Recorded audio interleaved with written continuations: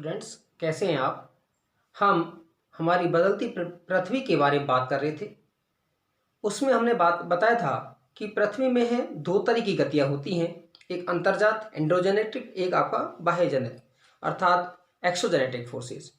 अंतर्जात में हमने बताया होगा दो तरह के मूवमेंट बताए होंगे, एक सडन मूवमेंट अर्थात एक अचानक, और एक हमारा दीर्घकालिक या हम उसको कहते हैं पटल विरूपणी। पटल विरूपणी में है पर्वत निर्माणकारी बल, और आपका अचानक वाले में है सडन मूवमेंट में हमने बताया होगा भूकंप, ज्वालामुखी और आपका लैंडस्लाइड। दूसरा है बहिर्जात अर्थात एक्सोजेनेटिक फोर्सेज में है आपका, हमने बात की होगी अपर्दन और निक्षेपण, जिसमें चाहे आपका बहता जल है, नदी का जल है, पवन है, हमारी हिमानी है, ग्लेशियर है, और हमारी समुद्री धाराएं भी, और आपका बहुत सारे होते हैं, भूमिगत जल भी होता है, पैराग्लेशियर भी होता है। तो आपका जो है उनके पर बात करते हैं। सबसे पहले आता है अचानक। देखिए अचानक वाले में है सडन मूवमेंट में है भूकंप और ज्वालामुखी। एक ऐसी घटना होती है जो क्षण भर में हो जाती है और हमें पता भी आपका नहीं लग पाता है। तो सडन मूवमेंट में सबसे ज़्यादा जो खतरनाक है, भयानक है, वो हमारी भूकंप और ज्वालामुखी है। तो सबसे पहले हम लेते हैं ज्वालामुखी।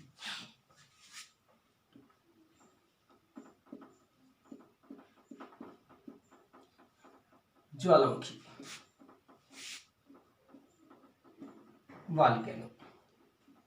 देखिए वॉल्केनो इरप्शन है, कैसे होता है, नीचे धरातल में है, पृथ्वी के आंतरिक वाले भाग में। हमने पहले बताया होगा कि जैसे जैसे हम नीचे की तरफ जाएंगे तो प्रत्येक 32 मीटर की गहराई पर है 1 डिग्री टेम्परेचर है आपका इंक्रीज हो जाता है, अर्थात बढ़ जाता है, अर्थात पृथ्वी का आंतरिक वाला भाग बहुत अधिक गर्म है। जैसे ये आपकी चट्टान, ऊपर वाला भाग क्रस्ट है और ये आपका मेंटल है।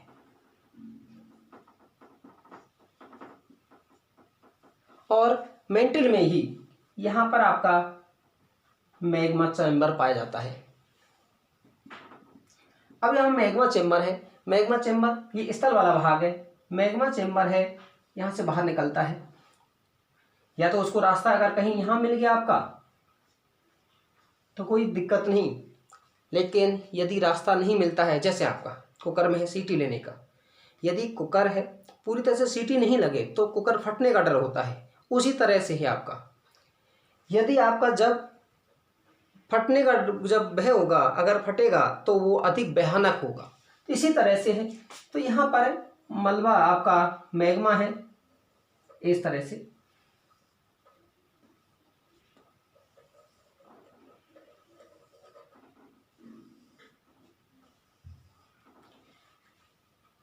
इसे कहते हैं हम मैग्मा चैम्बर।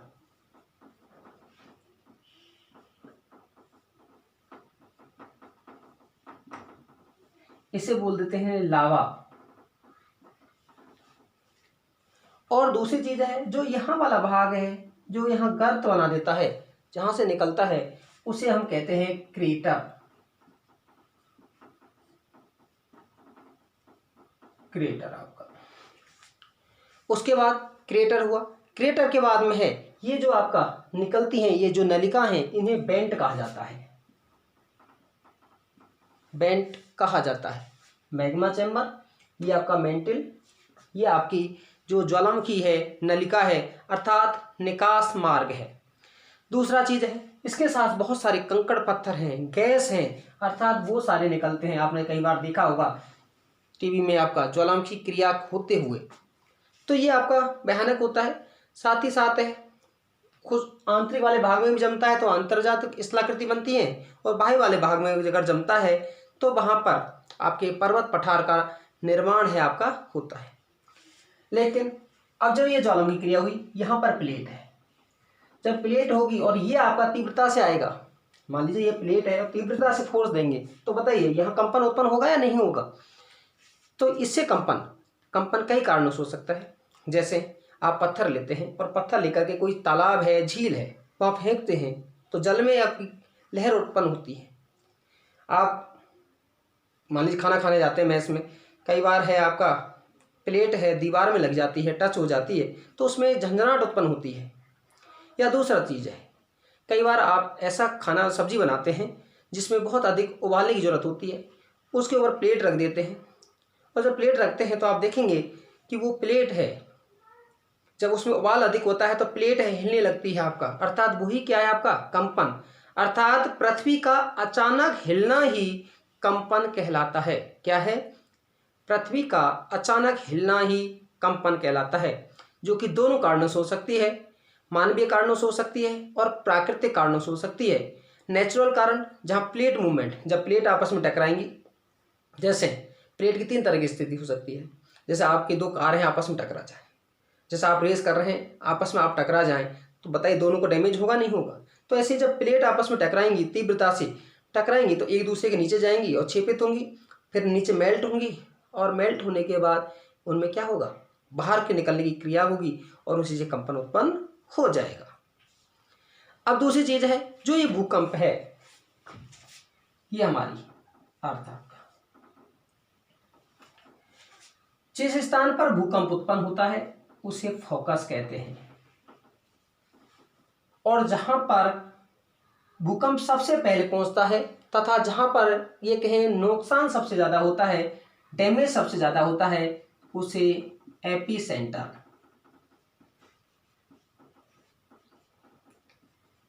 अधिक केंद्र,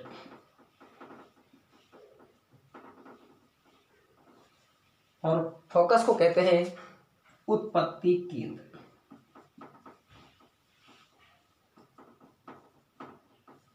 जैसे ये ग्लोब है आपका, यहाँ पर इसके कोई आंतरिक वाले भाग में जहाँ से दूरी सबसे कम होगी, भूकंप पे है वो सबसे ज़्यादा डैमेज वहाँ करेगा।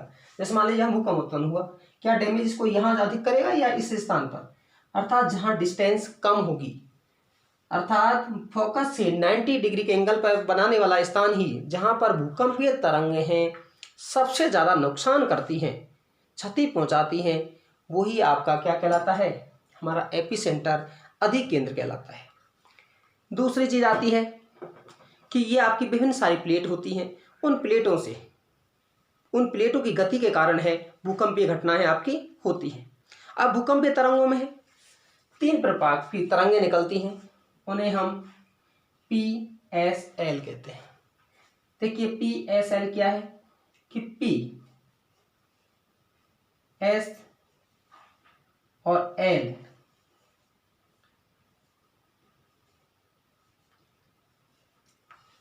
P इनकी स्पीड आपकी सबसे ज़्यादा होती है, गति ज़्यादा होती है, क्योंकि ये फ्लक्चुएशन कम करती हैं। जब आपकी बैरियर कम होगा, गति ज़्यादा होगी, इन्हें प्राथमिक तरंगें, प्राइमरी वेव्स कहते हैं, क्योंकि धरातल पर सबसे पहले यही पहुंचती हैं।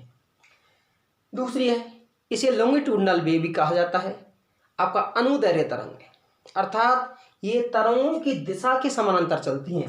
अर्थात कैसे चलती हैं? इस तरह से। दूसरा है एस, जिसे सेकेंडरी वेव, क्योंकि इनकी गति इनकी तुलना में एस तरंग है, इनकी स्पीड है जो आपकी पी की तुलना में कम होती है। साथ ही साथ है ये ध्वनि तरंगों के समान होती है, अर्थात ये आपकी समकोण पर चलती है, जिसे ट्रांसवर्स अर्थात अनुप्रस्थ तरंगें कहते हैं, ट्रांसवर्स अनुप्रस्थ। लेकिन ये तरंगें हैं धरातल के ऊपरी वाले भाग में चलती हैं। जब धरातल के ऊपरी वाले भाग में चलती हैं और इनमें जो फ्लक्चुएशन ऊपर से नीचे की चलने की तीव्रता है अधिक होती है, गति कम होती है, बताइए विनाश किससे ज़्यादा होगा? विनाश आपका सबसे ज़्यादा एल तरंगें करती हैं, अर्थात इसे विनाशी तरंगें, विनाशी तरंगें कहा जाता है। किसको? एल तरंगों को। इसे लब वेव भी कहा जाता है, लॉन्गिट्यूडनल वेव भी कहा जाता है, अर्थात दीर्घ तरंगें हैं इसकी कहलाती हैं। तो ये थी आपकी 3 तरंगों के संदर्भ में। अब मुझे एक बात बताइएगा आपका कि आप यहाँ पर है एल तरंग है, स्पीड कम है, यहाँ पर मान लीजिए एस तरंग है, यहाँ पी है, विनाश कहाँ अधिक होगा? भाई विनाश कहाँ होगा? जहाँ लोग रहेंगे, और लोग कहाँ होंगे? धरातल के ऊपरी वाले भाग पर, और ऊपरी वाले भाग पर कौन सी तरंग चलती है? एल तरंग। तो एल तरंग है वो सबसे ज़्यादा है, वो क्या होती है आपकी? नुकसानदायक होती है। अब उसके बाद में हमारी ये चीज़ हुई, उसके बाद आता है आपका जो आपका लैंडस्लाइड। अतः लैंडस्लाइड क्या है? एक चीज़, लैंडस्लाइड्स में चलने से पहले हम भूकंप का थोड़ा सा और देख लेते हैं। जैसे भूकंप है सबसे जैसे बहुत सारे भूकंप आते रहते हैं, इस साल भी आपके भूकंप आए, दिल्ली में आपने देखा होगा। आपका जो भयंकर यहाँ भूकंप आया भारत में, इससे पहले का आपका जो आपका जिक्र आपकी बुक में दिया है, वो आपका भुज, जो कि गुजरात का जो वेस्टर्न आपका पार्ट है वहाँ पर है, और वहाँ पर ये भूकंप आया। और वो कब आया आपका 26 जनवरी 2001 को, जिसमें बहुत सारे लोग मारे गए। इसका रिक्टर स्केल पर है, वो आपकी तीव्रता है 6.9 थी। गुजरात का हम दिखाते हैं आपका ये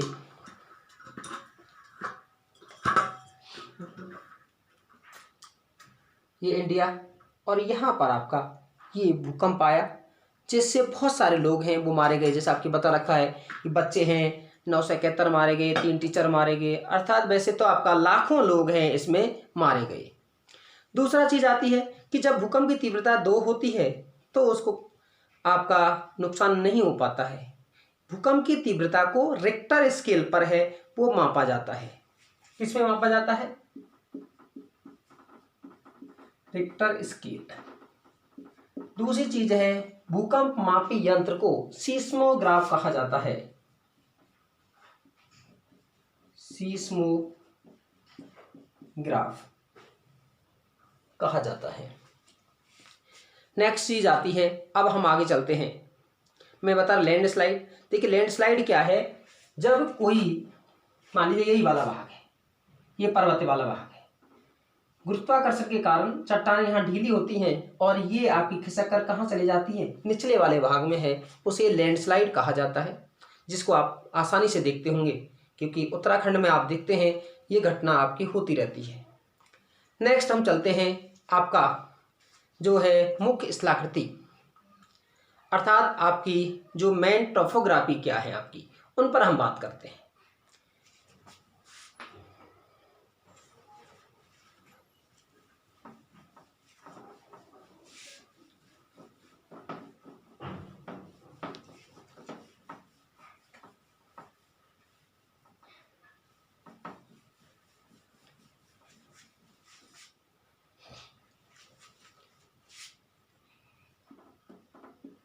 मुख्य स्थलाकृतियां,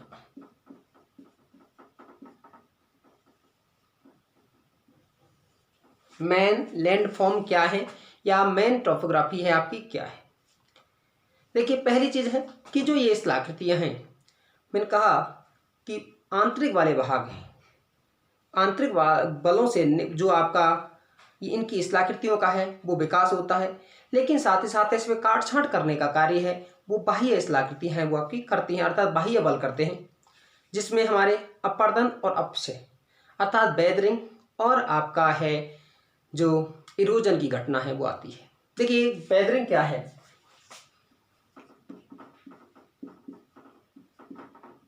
अपक्षय,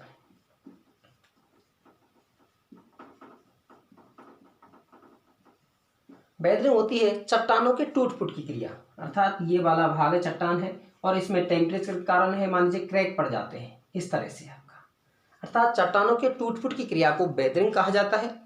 साथ ही साथ है जब नदी का जल, पवन, आपका समुद्र की तरंगें हैं या आपकी जो बर्फ है, बर्फ आपका हिमानी है, इसको बहाकर के दूसरे स्थान पर ले जाती है, उसे ही अपर्दन कहा जाता है। अर्थात नदी, पवन, आपका समुद्री जल, ये तरंगों के द्वारा है पदार्थों को एक स्थान से दूसरे स्थान पर कटाव करके ले जाना ही क्या कहलाता है आपका अपर्दन कहलाता है। नेक्स्ट आता है नदी के कार्य, वर्क ऑफ ए रिवर।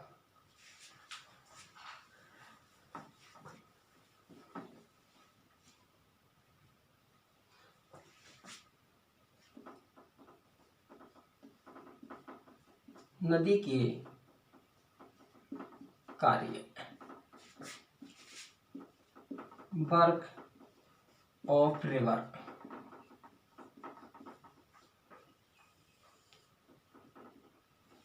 देखिए नदी तीनों तरह के कार्य करती है, आपका अपर्दन करती है, परिवहन करती है और निक्षेपण भी करती है, जिससे बहुत सारे स्थल रूप में आपका बनता है।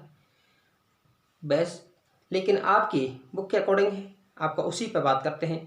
तो सबसे पहले हम बात करते हैं जलप्रपात, वाटरफॉल।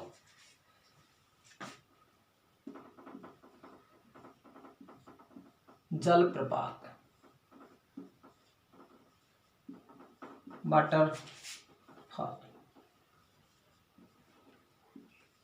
देखिए वाटरफॉल कैसे बनेगा आपका, आपने यहाँ खूब देखे हैं, ये कोई चट्टान है, दूसरी चट्टान आपकी इस तरह की है, तीसरी चट्टान,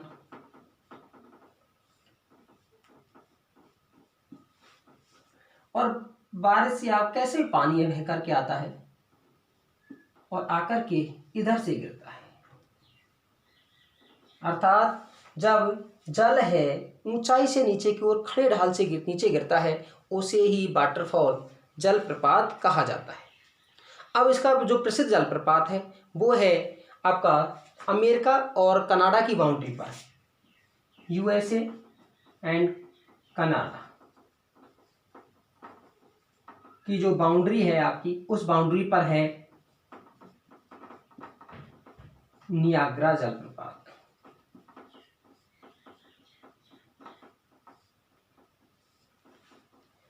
नेक्स्ट है कि उसमें सबसे ऊंचा जलप्रपात की हम बात करते हैं, तो वो है आपका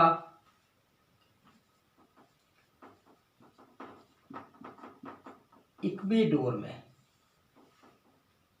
चिम्बोरेजो। नेक्स्ट है आपका जो आपका जाम्बेजी और आपका या कहें जिम्बाब्वे और आपका जाम्बिया, जिम्बाब्वे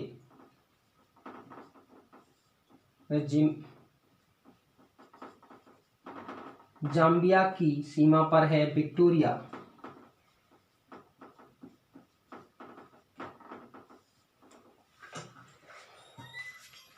ये आप देख पा रहे होंगे, ये उत्तरी अमेरिका है और ये कनाडा है, इसकी सीमा पर है नियाग्रा जलप्रपात है जो सेंट लॉरेंस नदी के किनारे है। दूसरा हम बात कर रहे थे जो आपका ये इक्वेडोर है और यहाँ पर है, यहाँ पर चिम्बोरेजो जलप्रपात। और नेक्स्ट आपकी हम बात करते हैं अफ्रीका, और अफ्रीका में अगर हम देखते हैं तो अफ्रीका में आप ये देखिए आपका जाम्बिया और जाम्बिया के जस्ट नीचे ही जिम्बाब्वे, इस जिम्बाब्वे दोनों के मध्य में है विक्टोरिया जलप्रपात पाया जाता है, अर्थात ये प्रसिद्ध जलप्रपात है। नेक्स्ट हम अगर जलप्रपात पर बात की, जलप्रपात के बाद हम बात करते हैं मियांडर पर, विसर्ग पर।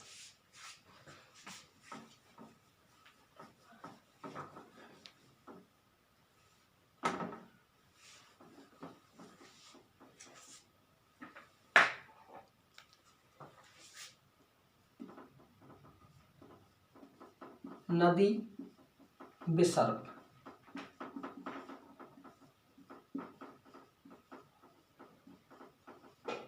मियांडर। देखिए विसर्ग है सांप की तरह चलना। नदी जब पर्वतीय वाले भागों से है मैदान वाले भाग में उतरती है, और जब मैदान वाले भाग में उतरती है तो वह ढाल के अनुसार, जिधर ढाल होगा नदी है उसी के अकॉर्डिंग है वो आपका बहने लगेगी। अर्थात नदियों के निचले वाले भागों में, मैदानी वाले भागों में, नदियों में पाए जाने वाले विभिन्न मोड़ों को ही हम नदी विसर्ग पे कहते हैं। नदी विसर्ग अब किस तरह के होते हैं, जैसे ये कोई नदी आपकी इस तरह से, इसे कहा जाता है नदी विसर्ग। लेकिन कई बार क्या होता है कि आपका नदी में जब जल की मात्रा होती है तब विसर्ग बनते हैं, लेकिन मान लीजिए यहाँ पर वर्षा हो जाती है या इस स्थान पर होती है, वर्षा जब होती है तो बताइएगा नदी है उसका मार्ग परिवर्तित होता है, जब मार्ग परिवर्तित होता है और ये वाला भाग कट जाता है और इसमें जल भरा रह जाता है, जब क्यों नदी बहेगी तो किनारों पर है मिट्टी का जमाव होगा, और जब मिट्टी का जमाव होगा तो इससे झील का निर्माण होगा जिसे कहेंगे चाप झील, ऑक्स वो लेक कहा जाता है। ठीक है, अर्थात विसर्प के काटने के कारण उसमें बहा हुआ अवरुद्ध जल को ही हम नदी विसर्प कहते हैं। जब नदी बहती है तो यह दोनों किनारों पर इस तरह से मिट्टी का जमाव हो जाता है, जिसे हम तटबंध कहते हैं, आपका फ्लीज या हमका लीव्स कहा जाता है। नेक्स्ट और है कि जब बाढ़ आती है और बाढ़ आने के बाद है मिट्टी का जमाव होता है तो उसे हम फ्लड प्लेन्स, बाढ़ग्रस्त मैदान, फ्लड प्लेन्स कहा जाता है। ठीक है, ये हमारा है नदी संबंधी बातें। अब उसके बाद है कि बाढ़ग्रस्त आपका जो मैदान बना उसमें और कौन सी स्थलाकृति आपकी बन सकती है। अब निचले वाले भाग में, क्योंकि ये अंतिम अवस्था है, और जैसे मान लीजिए नदी यहाँ पहुँची, यहाँ पहुँचने के बाद है और यहाँ कोई अवरोध हुआ, मान लीजिए यहाँ जल बह के जा रहा है, यहाँ कोई अवरोध हो जाता है। अवरोध होता है तो ये जल अलग अलग डायरेक्शन में है वो आपका परिवर्तित हो जाता है। अर्थात नदी जब समुद्र में मिलने के स्थान पर है उसमें कोई अवरोध उत्पन्न होता है, कोई कंकड़ पत्थर आता है, तो उसमें जल अलग अलग डायरेक्शन में है आपका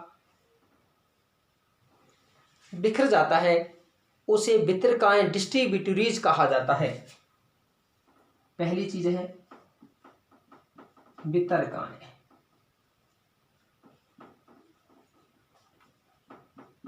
डिस्ट्रीब्यूटरीज कहा जाता है। और जो समुद्र वाले भाग में जो डेल्टा अर्थात त्रिभुजाकार जो आकृति बनती है उसे डेल्टा कहा जाता है। और ये किसके कारण होती है? निक्षेपण आपका डिपोजिशन के कारण आपका हो पाता है। ये था हमारा जो नदी संबंधी कार्य। अब नदी के बाद थोड़ा सा हम बात कर लेते हैं समुद्री तरंग के कार्य।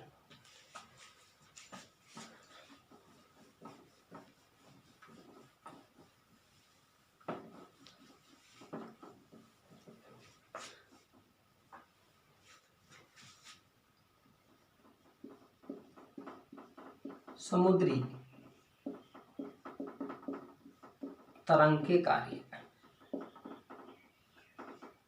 देखिए समुद्र में भी ये आपका समुद्र है, ये स्थल वाला भाग है, यह जल भरा हुआ है, और ये आपका जब तरंगें चलती हैं तो यहाँ कटाव करती हैं, और कटाव करने के बाद स्थल वाले भाग में है आपका यहाँ इस तरह का गर्त बना देती हैं, जिसे कि हमारा क्या कहा जाता है? समुद्री गुफा, आपका केव कहा जाता है। समुद्री गुफा। लेकिन कई बार है ये इसका कटाव बहुत अधिक हो जाता है, और जब कटाव आपका बहुत अधिक हो जाता है और कटाव होने के कारण ये वाला भाग है या उसकी छत है वो टूट जाती है, जिसे हम आपका ये आपका हुआ समुद्री गुफा। उस पर हम जब ये गुफा है बड़ी हो जाती है तो उसे मेहराब कहते हैं। अगर ये इतना हो जाए आपका तो इसे मेहराब कहा जाएगा। लेकिन कई बार ये टूट जाती है और टूटने के बाद में है एक स्थल रूप इस तरह से बच जाता है, उसे स्टैग कहा जाता है। और जब तीव्र ढाल वाली है, कुछ छोटे छोटे या किनारे तटों पर किनारे विकसित हो जाते हैं, उसे समुद्री भृगु कहा जाता है। समुद्री भृगु कहा जाता है। ये था। उसके बाद है हिमनद के कार्य, ग्लेशियर के।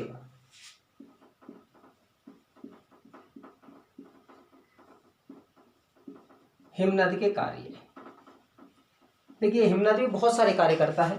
जैसे ये वाला भाग है, जब हिमनद आता है तो यहाँ पर इस तरह का स्थलूप बना लेता है, जिसे सर्क कहा जाता है। जब बर्फ पिघल जाती है और इसमें जल भरा जाता है तो इसे सर्क झील कहा जाता है, या टार्न। अर्थात यहाँ भी अलग अलग स्थल रूप बनते हैं। लेकिन आपकी बुक के अकॉर्डिंग आपका बात करें तो यहाँ से जब इसके साथ में कंकड़ पत्थर मिट्टी सारा होता है और उसका जमाव होता है, और जब जमाव मान लीजिए यहाँ इस तरह से हो जाता है, उसे हिमोड मोरेन कहा जाता है। मोरेन्स, हिमोड कहा जाता है। नेक्स्ट हम और बात कर लेते हैं आपका पवन के कार्य।